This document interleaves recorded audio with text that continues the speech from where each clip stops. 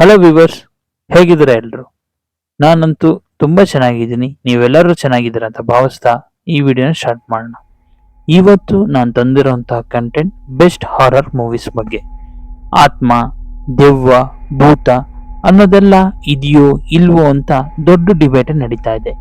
ಅನುಭವಕ್ಕೆ ಬಂದಿರೋ ಕೆಲವರು ಅದನ್ನ ನಂಬ್ತಾರೆ, ಕೆಲವರು ಅದನ್ನ ನಂಬೋದಿಲ್ಲ. ಇದೇ ನಂಬಿಕೆ ಮೇಲೆ ಕೆಲವು ಮೇಕರ್ಸ್ ಹಾರರ್ ಜನರಲ್ಲಿ one of the best movies ನ ಮಾಡಿದ್ದಾರೆ. ಬನ್ನಿ ಆ ಮೂವೀಸ್ ಲಿಸ್ಟ್ ನ ನೋಡೋಣ. First in the list is Kanakambari. ಕನ್ನಡದಲ್ಲಿ ಬಂದಿರೋ one of the best horror movie ಯಾವುದು ಅಂತಂದ್ರೆ ಈ ಮೂವಿ ಅಂತ ನಾನು ಹೇಳ್ತೀನಿ. ಈ ಮೂವಿಯ ಒಂದು ಇಂಟ್ರೆಸ್ಟಿಂಗ್ ಫ್ಯಾಕ್ಟ್ ಏನು ಅಂತಂದ್ರೆ, ಮೊದಲನೇ ಸಲ ಕನ್ನಡದಲ್ಲಿ ಡಿಜಿಟಲ್ ಕ್ಯಾಮ್ರಾನ ಯೂಸ್ ಮಾಡಿ ಶೂಟ್ ಮಾಡಿದಂತಹ ಮೂವಿ. ಅಂಡ್ ಊಜಾ ಬೋರ್ಡ್ ಅಂತ ನಾವು ಈಗ ಏನ್ ಕರಿತೀವಿ, ಆ ಕಾನ್ಸೆಪ್ಟ್ ನ ಫಸ್ಟ್ ಇಂಟ್ರೊಡ್ಯೂಸ್ ಮಾಡಿದ್ದೆ ಕನ್ನಡದಲ್ಲಿ ಈ ಮೂವಿ. ಓಲ್ಡ್ ಇಸ್ ಗೋಲ್ಡ್ ಅನ್ನೋ ತರ ಈ movie one of the best horror movie ಅಂತ ನಾನು ಯಾಕೆ ಹೇಳಿದೆ ಅಂತಂದ್ರೆ, ಇದರಲ್ಲಿ VFX ಅನ್ನೋದು ಅಷ್ಟಾಗಿ ಇವರು ಯೂಸ್ ಮಾಡಿಲ್ಲ.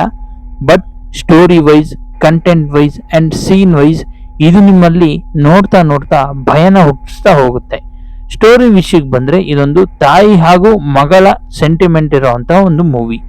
ಈ ತಾಯಿ ಯಾಕೆ ಆತ್ಮ ಆದ್ಲು, ಅವಳ ಮಗಳನ್ನ ಅವಳು ಯಾಕೆ ರಕ್ಷಣೆ ಮಾಡಬೇಕು ಅನ್ನೋದೇ ಈ ಮೂವಿಯ ಸ್ಟೋರಿ. ನಿಜವಾಗ್ಲೂ ಹೇಳ್ತೀನಿ, ಚಿಕ್ಕ ವಯಸ್ಸಲ್ಲಿ ಒಬ್ನೇ ಈ ಮೂವಿನ ಕುತ್ಕೊಂಡು ನೋಡ್ಬೇಕಾದ್ರೆ ನನಗಂತೂ ತುಂಬಾ ಭಯ ಆಗಿತ್ತು.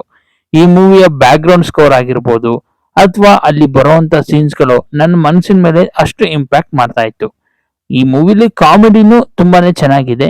ಹೇಳ್ಬೇಕು ಅಂದ್ರೆ ಇದರಲ್ಲಿ ಯಾವುದೇ ಹೆಸಿಟೇಷನ್ಸ್ ಇಲ್ದಲೆ ನಾವು ಫ್ಯಾಮಿಲಿ ಜೊತೆನಾದ್ರೂ ಕೂತ್ ನೋಡ್ಬೋದು ಅಂಡ್ ಒಬ್ರೆ ಕೂತ್ಕೊಂಡು ನೋಡ್ಬೋದು.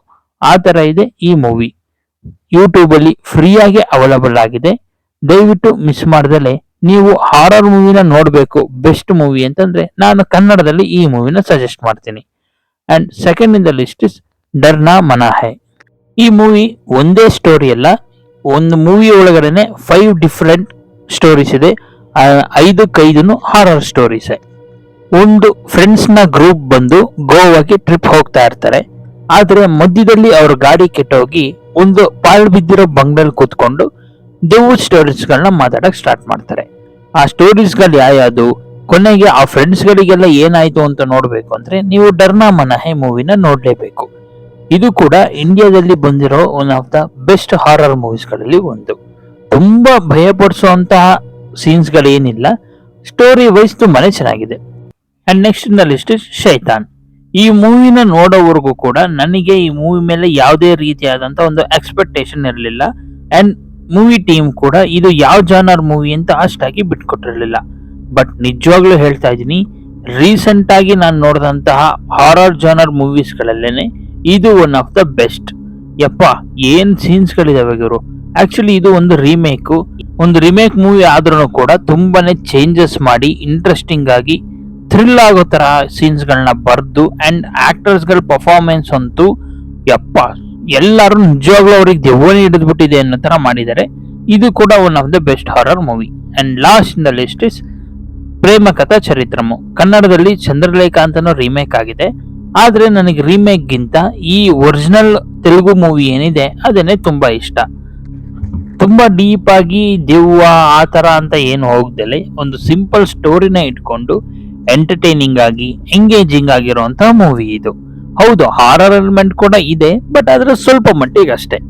ನೀವು ಇದನ್ನ ಕನ್ನಡದಲ್ಲಿ ನೋಡಿದ್ರು ಕೂಡ ನಾನು ತೆಲುಗುಲ್ ನೋಡಿ ಅಂತ ಯಾಕೆ ಪ್ರಿಫರ್ ಮಾಡ್ತೀನಿ ಅಂತಂದ್ರೆ, ಆಕ್ಟರ್ ವೈಸ್ ಅಂಡ್ ಸಪ್ತಗಿರಿ ಅವ್ರ ಕಾಮಿಡಿ ತುಂಬಾನೇ ಚೆನ್ನಾಗಿದೆ ಇದರಲ್ಲಿ.